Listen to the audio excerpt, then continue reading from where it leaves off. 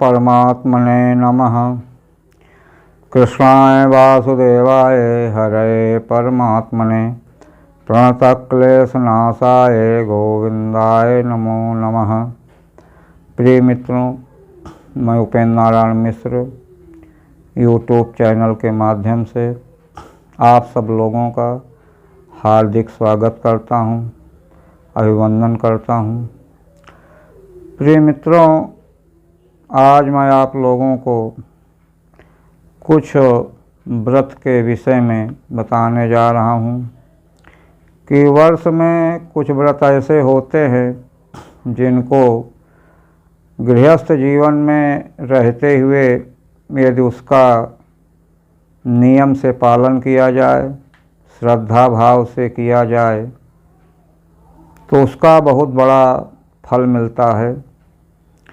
जैसे कि गृहस्थ आश्रम में रहते हुए प्रत्येक मनुष्य को चाहिए कि एकादशी का व्रत रहना चाहिए। एकादशी का व्रत रहने से मनुष्य के हर प्रकार की मनोकामनाएं भी पूर्ण होती हैं और जब तक मनुष्य इस मृतलोक में रहता है तब तक उसको सुख वैभव धन संपत्ति भी प्राप्त होती है और अंत में मृत्यु के बाद भी विष्णु लोक की भी प्राप्ति होती है। तो प्रिय मित्रों, एकादशी प्रत्येक पक्ष में आती है, 15-15 दिन में। कृष्ण पक्ष में भी एकादशी होती है और शुक्ल पक्ष में भी एकादशी होती है। तो प्रत्येक गृहस्थ को ये प्रयत्न करना चाहिए कि एकादशी का व्रत जरूर रखें। यदि मान लीजिए एकादशी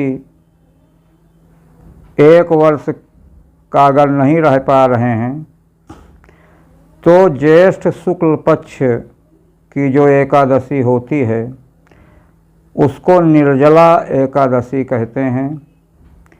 इस वर्ष यह निर्जला एकादशी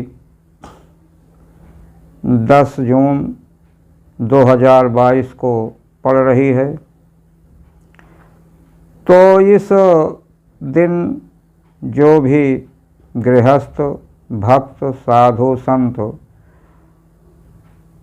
जो भी अपने कल्याण की भावना से निर्जला रह करके यानी बिना जल पिए हुए एकादशी का व्रत करें और शालिग्राम भगवान का षोडशोपचार पूजन करें, विष्णु सहस्त्र नाम का पाठ करें,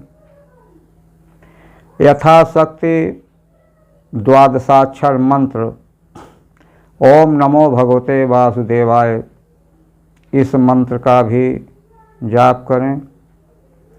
तो इस प्रकार से इस निर्जला एकादशी के दिन विष्णु भगवान की उपासना करने से मनुष्य के सारी मनोकामनाएं पूर्ण होती हैं और वह व्यक्ति सुख ऐश्वर्य से युक्त होता है। तो प्रिय मित्रों, ये प्रयत्न करके प्रयास करना चाहिए कि एकादशी का व्रत जरूर रहें। यदि कोई वृद्ध है, अशक्त है, निर्जला नहीं रह सकता है तो वैसे भी एक बार केवल हल्का फलहार ले करके ही व्रत करें। और जो लोग वर्ष भर में एकादशी का व्रत नहीं करते हैं और इस दिन केवल एक दिन इस निर्जला एकादशी का व्रत करने से उन लोगों को एक वर्ष के एकादशी का फल प्राप्त हो जाता है। तो इसलिए श्रद्धा भाव और निष्ठा के साथ निर्जला एकादशी का व्रत करना चाहिए। और इसको भीमसेनी एकादशी भी कहा गया है।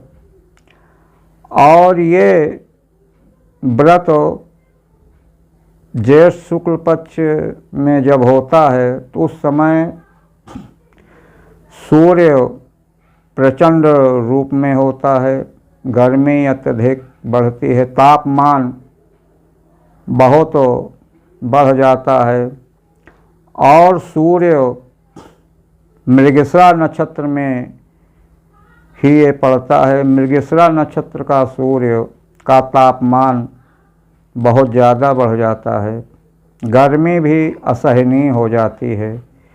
इसलिए साधक को चाहिए कि तन मन कर्म के द्वारा विष्णु भगवान का विधिवत ध्यान करे, विष्णु भगवान का पूजन करे और